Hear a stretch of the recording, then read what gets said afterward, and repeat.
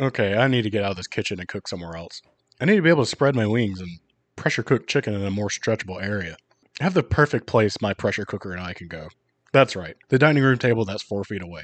We're making a Cajun chicken grilled cheese, or melt for those that refuse to call it a grilled cheese. Get a pressure cooker and throw in 2 pounds of boneless and skinless chicken thighs, a single dried bay leaf, about 2 teaspoons of some super secret Cajun seasoning, and finally 1 cup of water or chicken stock.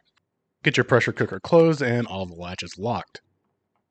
If your cooker has a poultry button, then you're in luck because this is the popcorn button of the pressure cooker. If you don't have a poultry button, use the pressure cook button and set it to high for 10 minutes. Press start and just let it do its thing. Once the timer is off, release the pressure and let it sit for about 15 minutes before opening the lid. The best way to check if your chicken is shreddable is to take out a piece and press on it. It should give way under very little force. There are a lot of ways to shred it, so pick your weapon on that front. I'm just going to use a couple of forks. Get it all broken up, and after a few minutes, your chicken should look suspiciously like mine. Wait a minute, did you steal my chicken? Okay, chicken's done, and now it's time to make some classic pork rind grilled cheese bread. To a bowl, add in 1 ounce of ground pork rinds, 2 eggs, and finally about a half teaspoon of baking powder, which is the fluff maker. Give this a mix and let it sit for about 5 minutes to let that egg absorb. This mixture will be enough for exactly 1 grilled cheese.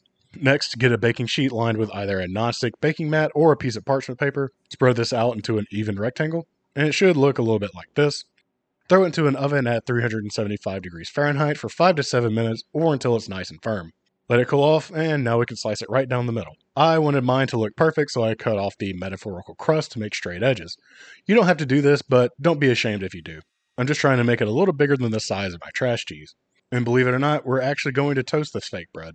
Place a pan over medium heat and add in a couple knobs of butter. Once that's melted, you can lay down your pork rind bread with cheese on top. Add some of your chicken to one of the halves. Then flip the unchickened side onto the chicken side once it's browned on the bottom. And it's done. Cut it in half and give it a taste. Honestly, this is a great meal prep option.